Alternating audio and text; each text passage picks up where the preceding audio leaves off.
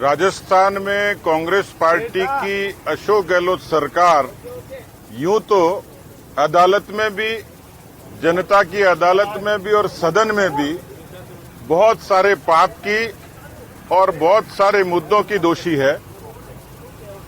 किसानों से ठगी से लेकर, बेरोजगारों से वादा खिलाफी से लेके, कानून व्यवस्था से लेके भ्रष्टाचार तक चारों तरफ से समुद्र की तरह घिरी हुई है सरकार। लेकिन इस सरकार के खिलाफ प्रामाणिक रूप से जो मुद्दा और मसला है वो भ्रष्टाचार का है। लेकिन उन्हीं की सरकार के एक मंत्री दुष्कर्म की घटनाओं को लेकर एक सवाल खड़ा करते हैं और कालांतर में उनको बर्खास्त कर दिया जाता है। उसके बाद वही बर्खास्त मंत्री एक लाल डायरी का जिक्र करते हैं और आज उस लाल डायरी के 3 पन्ने बाहर आते हैं। ऐसा लगता है कि लाल डायरी के 3 पन्ने बोल रहे हैं और सियासत के राज खोल रहे हैं। मुझे लगता है कि कांग्रेस पार्टी की सरकार को, जिसमें मुख्यमंत्री का उल्लेख है, जिसमें आरसीए के लेन देन का उल्लेख है और सबको पता है कि मुख्यमंत्री के पुत्र आरसीए के चेयरमैन हैं, कितनी परतें प्याज की तरह खुलेंगी और भ्रष्टाचार की परत दर परत खुलती चली जाएगी। और इसलिए मुझे लगता है कि अब वो समय आ गया है जब इस लाल डायरी के रहस्य से पर्दा उठे और इस सरकार में गैरत और ईमान है तो निरपेक्ष रूप से इस लाल डायरी के उस रहस्य से पर्दा उठना चाहिए। राजस्थान की सरकार की कोई एजेंसी सक्षम नहीं है जो इस लाल डायरी के बारे में प्रामाणिक रूप से कोई बात कह सके। लेकिन राजस्थान का सदन, राजस्थान की जनता, राजस्थान का अवाम इस लाल डायरी के बारे में जरूर जानना चाहता है और सरकार मौन है। इसका मतलब मौनम स्वीकृति लक्षणम। सरकार यदि मौन है तो इसका मतलब सरकार इस भ्रष्टाचार के मुद्दे पर मौन इसलिए है कि उनके हाथ उसी भ्रष्टाचार के खून से रंगे हुए हैं। हम लोग इसको सदन में भी और सदन के बाहर जनता की अदालत में ले जाएंगे। हमारी कोशिश रहेगी कि इस लाल डायरी के रहस्य से पर्दा उठे और जो दोषी लोग हैं उनको इस दोष की सजा मिले। सीबीआई जांच की मांग करते हैं क्या? ये लाल डायरी पूरे प्रकरण में सीबीआई जांच करे, ऐसी मांग कर रहे हैं? देखिए, क्योंकि राजस्थान की कोई भी एजेंसी जिस पर भरोसा नहीं है, पिछले 5 वर्षों में गृह मंत्री के नाते मुख्यमंत्री की भूमिका संदिग्ध रही और उस भूमिका के नाते सिर्फ अपने लोगों की जासूसी के अलावा कुछ नहीं हुआ। इसलिए सरकार की कोई एजेंसी निरपेक्ष रूप से इसमें न्याय कर दे, जांच कर दे, इसकी संभावना कम है। और इसलिए कोई भी सक्षम एजेंसी जो केंद्र सरकार की, जिस पर लोगों का भरोसा हो, उस पर जांच के लिए इस सरकार को रेफर करना चाहिए, यदि ये सरकार खरी और सच्ची है तो। सर, कोड वर्ड में पूरा रुपयों का लेन देन लिखा हुआ, तो क्या ईडी को कार्रवाई या डिकोड करने के लिए आगे नहीं आना चाहिए पूरा?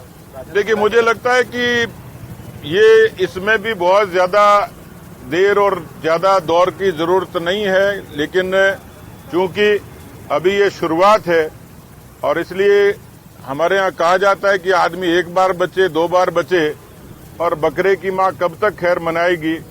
तो ऐसी डायरी जिसमें भ्रष्टाचार का सीधा सीधा उल्लेख हो, भले ही कोडवर्ड में लिखा गया हो, लेकिन उसमें उल्लेख और प्रमाणिक रूप से किसी व्यक्ति ने आरोप लगाया है तो उस आरोप को झूठा साबित करने का काम कांग्रेस पार्टी की सरकार को करना चाहिए। लेकिन सरकार लिपापोती करती है, इसका मतलब कहीं न कहीं दाल में काला है। सर, ये क्या है कि आप सदन को चलने नहीं दे रहे, 3 बार स्थगित करनी पड़ी विधानसभा को, आप चाहते नहीं सदन की चर्चा हो जल्दी के मुद्दों पर, लेकिन बार-बार आप बाधित कर रहे हैं सदन को। देखिए, मुझे लगता है कि सदन ने पिछले 5 वर्षों में सरकार भागती रही। एक दिन के सदन में सरकार आनन फानन में ऐसे बिल लेके आ रही है जिस बिल का लीपापोती के अलावा कोई वैधानिकता होगी नहीं, क्योंकि एक बार फिर से सदन में 14 दिन के भीतर उनको पारित करना होता है, जिसकी गुंजाइश नहीं है। तो जो बिजली का कृषकों से संबंधित बिल लेके आ रही है उसमें सरकार की मंशा बिजली के बिलों की बढ़ोतरी है और कृषक राहत, ऋण राहत बिल जो है उसमें जो प्रावधान है वो प्रावधान किसानों के हक में तो कतई नहीं है, सरकार के लीपापोती। इसलिए वो शोर शराबे में, हल्ले गुल्ले में खाना पूर्ति करने की उनकी कोशिश रहेगी। हम जनता की बात को उठाना चाहते हैं और इस वजह से ही सदन में बाधा है। सरकार की नीयत साफ होती तो हमसे बात करती। हम लोग उदारता से, हम लोग भी चाहते थे कि ये सदन सद्भावना के साथ समापन हो इसका, लेकिन शायद सरकार बचना चाह रही है कि उस पर कोई और आरोप लगे पब्लिक डोमेन में और सरकार को जवाब देना भारी पड़ जाए, इसलिए सरकार की मंशा नहीं है कि सदन चले। कल के प्रदर्शन को लेकर कांग्रेस का आरोप है कि भीड़ ज्यादा नहीं जुटा पाए, आपके नेताओं में एकजुटता का अभाव रहा, वसुंधरा राजे नहीं आई इस प्रदर्शन में। देखिए, बहुत ही ऐतिहासिक और सफल प्रदर्शन था, जिसके बारे में हम जो मुद्दों को स्थापित करना चाह रहे थे वो पूरी राजस्थान की जनता ने देखा है। कांग्रेस के लोग तो उसको विफल, अपनी असफलता को, खिजियाट को बचाने के लिए उस नाते बयानबाजी जरूर कर रहे हैं, लेकिन ये तय है कि पार्टी पूरे तरीके से संगठित होकर सारे विधायक, सांसद और सभी लोग उसमें शरीक थे और इसलिए मुझे नहीं लगता कि इसमें पार्टी में कहीं विग्रह था। हम लोगों ने बहुत मजबूती के साथ में जनता की बात रखी और एक प्रभावी प्रदर्शन हुआ। स्पीकर अडामेंट है कि निलंबन रद्द नहीं होगा मदन दिलावर का, आप लोगों ने हाउस को देखिए, हमने उनसे आग्रह किया था कि दोनों मामले अलग अलग थे। मदन दिलावर को अकारण और उनको निलंबित किया और इसलिए हमने उनसे आग्रह किया था, हमारा आग्रह बरकरार है कि एक सदन के वरिष्ठ सदस्य और इस समापन सत्र में उनकी उपस्थिति गरिमा ही देती। तो आग्रह किया, ये स्पीकर महोदय को तय करना है कि वो क्या करेंगे।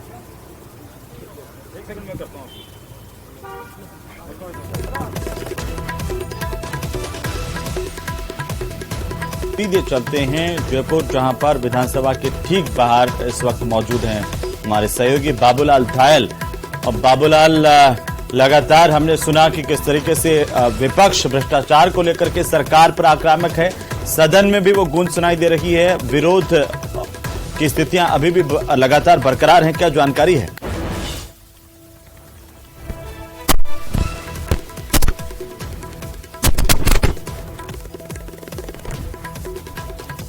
बाबूलाल, आप मुझे सुन पा रहे हैं?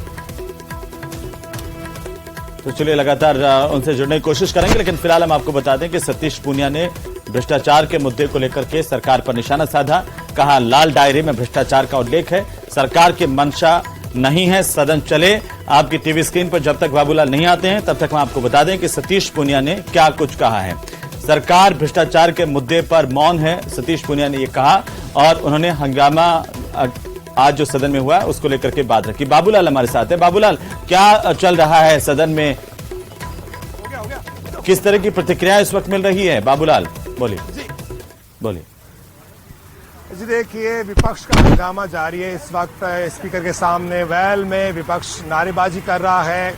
आज जो लाल डायरी दिखाई गई है और कुछ जिक्र किया गया है राजेंद्र गुड़ा की ओर से, उसकी प्रतिलिपियां दिखा रहे हैं। इस लाल डायरी में कितनी सच्चाई ये तो नहीं जानते, लेकिन इस कथित लाल डायरी की बात जो है विधानसभा में उठ रही है और विपक्ष कह रहा है कि सच्चाई सामने आनी चाहिए। सतीश पूनिया जो है अब से कुछ ही देर चंद मिनट पहले ही मीडिया से रूबरू हुए थे और उन्होंने कहा कि पर्दा उठना चाहिए, सच्चाई सामने आनी चाहिए और जिस तरह से प्रदेश की जनता जानना चाहती है कि इस लाल डायरी का सच क्या है, तो इसको लेकर के सरकार को जवाब देना चाहिए। उन्होंने ये भी कहा कि सरकार से ज्यादा कोई उम्मीद बची नहीं है और सरकार की एजेंसी को इस बाबत जांच कर नहीं सकती, लिहाजा सच जो है तभी बाहर आएगा जब कोई केंद्र की एजेंसी जांच करेगी। फिलहाल मदन दिलावर का निलंबन बरकरार है, वो जयपुर में है लेकिन विधानसभा में आ नहीं सकते। राजेंद्र गुड़ा भी निलंबित हैं, वो भी सदन में आ नहीं सकते।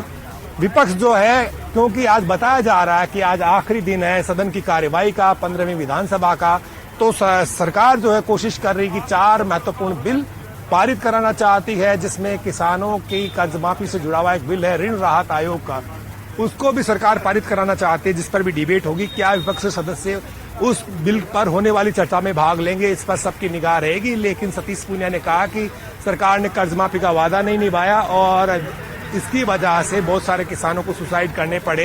ये विपक्ष का कहना है। सरकार के कोई भी मंत्री या विधायक से बात करेंगे तो वो यही कहते हैं कि हमने करीब 14,000 करोड़ रुपए कर्जे माफ करे और इसके अलावा 6,000 करोड़ के कर्जे तो वसुंधरा राजे की सरकार द्वारा किए गए थे उनको ही सरकार ने चुकाया है। जी। आखिरी दिन है, बहुत ही भावुक लम्हे होने चाहिए थे, लेकिन तनातनी का माहौल है, गर्मा गर्मी देखने को मिली है, सदन की कार्यवाही बिल्कुल बाबूलाल, चलिए बहुत शुक्रिया तमाम जानकारी के लिए। नजर बनाए रखिए, लगातार अपडेट हम आपसे लेते रहेंगे। फिलहाल वक्त तो चला छोटे से ब्रेक का, जल्द लौटते हैं, आप बने रहिए हमारे साथ।